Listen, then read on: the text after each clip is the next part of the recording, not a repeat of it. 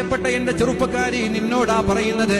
നാളെ നീ മരിച്ച് ഖബറിൽ കിടക്കുമ്പോൾ നിന്റെ ഇൻസ്റ്റാഗ്രാമിൽ നീ പോസ്റ്റ് ചെയ്ത റീലുകളുണ്ടല്ലോ, ചാടിക്കളിക്കുന്ന റീലുകൾ, ഓരോ പാട്ടുകൾക്ക് നൃത്തം വെക്കുന്ന റീലുകൾ, ഓരോ സിനിമാറ്റിക് ഡയലോഗുകൾക്ക് ലിപ്സിംഗ് നടത്തുന്ന വീഡിയോകൾ, ആ വീഡിയോകൾ നീ ഖബറിൽ കിടന്ന് മലക്ക് മുൻകർ നകീറിന്റെ ചോദ്യങ്ങൾ ചോദിക്കുമ്പോൾ നിനക്ക് ഉപകാരമാണോ ഉപദ്രവമാണോ ചെയ്യുക എന്ന് ആലോചിക്കുക.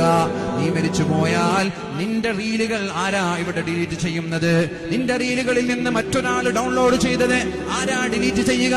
സോഷ്യൽ മീഡിയയിൽ ലോകത്തിന്റെ മുക്കുമൂലകളിലേക്ക് എത്തിയ നിന്റെ ശരീരത്തിന്റെ സൗന്ദര്യം പ്രദർശിപ്പിച്ചുകൊണ്ടുള്ള ചാട്ടങ്ങളും നൃത്തങ്ങളും ആട്ടങ്ങളും പാട്ടുകളും എല്ലാം സോഷ്യൽ മീഡിയയിൽ ഇവിടെ ബാക്കിയാണ്.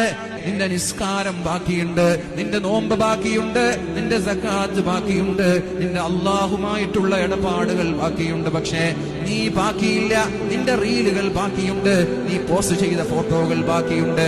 ടിക്ടോക്കിലും ഇൻസ്റ്റാഗ്രാമിലും നിന്റെ സൗന്ദര്യം കണ്ട് പല ചെറുപ്പക്കാരും ആസ്വദിക്കുന്നുണ്ട്. ആ സൗന്ദര്യം ആസ്വദിക്കുമ്പോൾ ആ പാവപ്പെട്ട ചെറുപ്പക്കാർ അറിയുന്നുണ്ടോ നീ ഖബറിലാണെന്ന്? നിനക്ക് വേണ്ടി ഒരു ഫാത്തിഹ ഓതാൻ ഈ ചെറുപ്പക്കാര് തയ്യാറാകുമോ?